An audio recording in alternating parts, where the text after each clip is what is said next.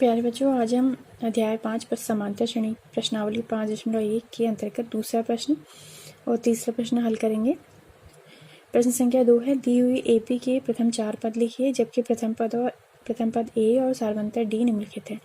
तो हमें दूसरे प्रश्न में प्रथम पद दिया है श्रेणी का और सारवंतर दिया है और उसकी सहायता से हमें 4 पद लिखने हैं।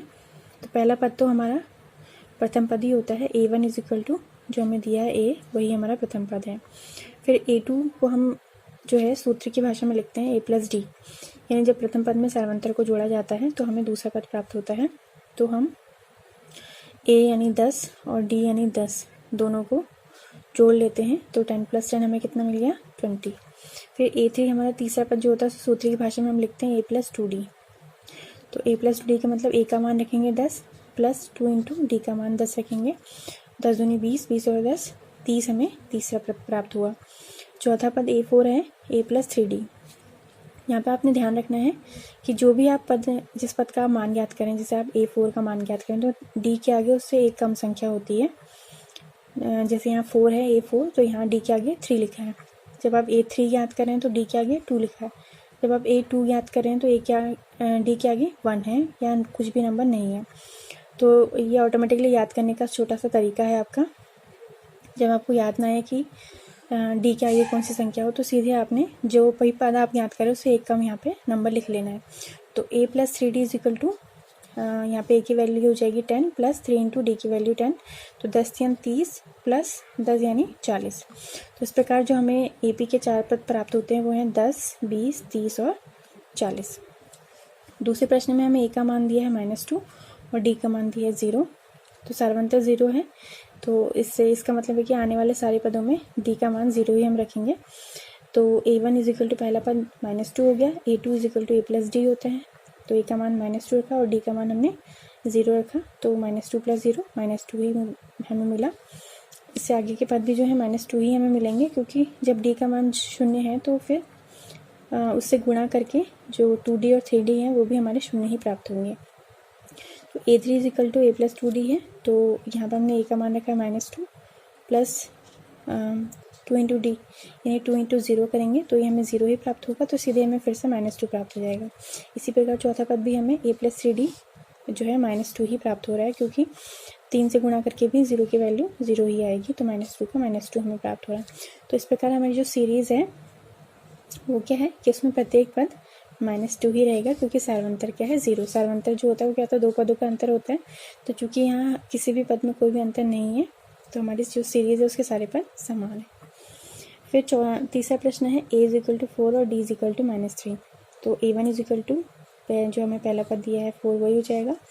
A2 इजिकल टू A+D तो 4 प्लस D की वैल्यू हमने -3 रखी, ब्रैकेट खुला, प्लस माइनस माइनस हुआ तो 4 में से 3 घट के हमें 1 प्राप्त हो गया।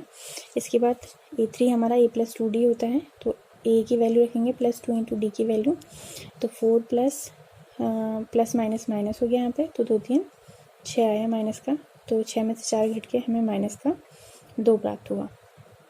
इसके बाद अंतिम पद है A4 is equal to A+3D is equal to A की वैल्यू 4 प्लस 3 × D की वैल्यू -3, तो 3 3 -9 हमें मिला। तो 4 में से 9 घट जाएगा यानी -5 हमें प्राप्त हुआ। तो इस प्रकार हमारे जो 4 पद आए वो क्या आए 4, 1, -2 और -5। क्योंकि हमारा जो सारवंतर है ऋणात्मक है इसलिए हमारा जो पदों का मान है वो घटता जाएगा, यानी पद धनात्मक से ऋणात्मक की ओर बढ़ेंगे। तो इस प्रकार हमें जो सीरीज़ यहाँ पे प्राप्त हुई है AP वो है 4, 1, -2, -5। चौथा प्रश्न है, इसमें A का मान -1 दिया है और D का मान हमें दिया है 1/2। तो प्रथम पद -1 हो गया, दूसरा पद हम निकालेंगे A+D करके। तो -1 में से हम सारवंतर को जोड़ेंगे तो इनके चिन्ह अलग होने के कारण ये घट जाएंगे तो हमें आंसर मिलेगा -1/2।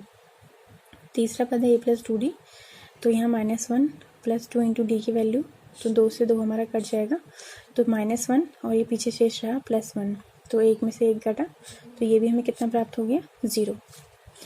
चौथा पद है A+3D -1 प्लस 3 × D की वैल्यू तो ये 1 माइनस में प्लस 3 एकम 3/2 तो इसे हल करेंगे तो प्लस का 1/2 हमें प्राप्त होगा। तो इस प्रकार जो हमारी सीरीज़ है यहाँ जिसमें 4 प्रथम पद हमारे -1, -1/2, 0 और प्लस का 1/2 हमें प्राप्त होते हैं।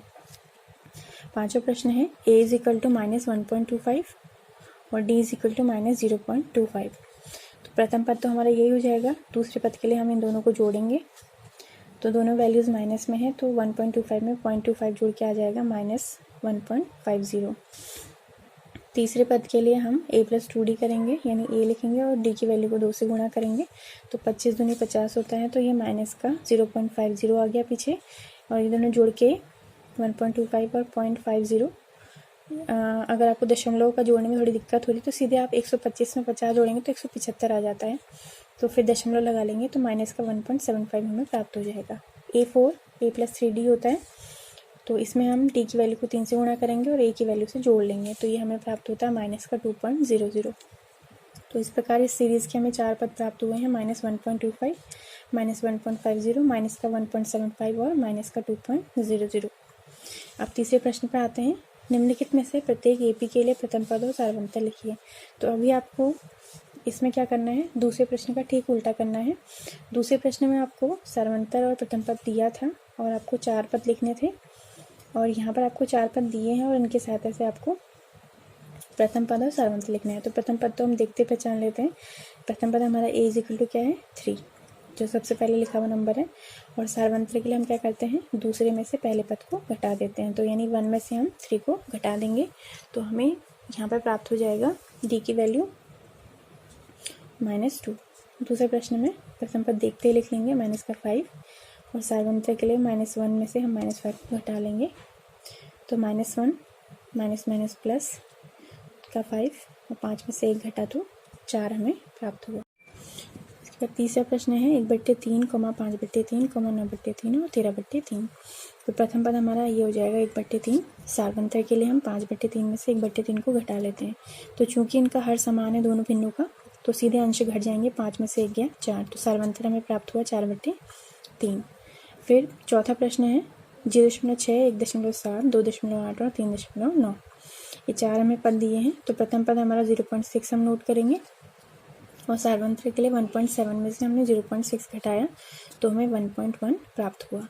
तो आज के इस वीडियो में हमने अध्याय 5 में प्रश्नावली 5.1 का दूसरा और तीसरा प्रश्न हल करना सीखा।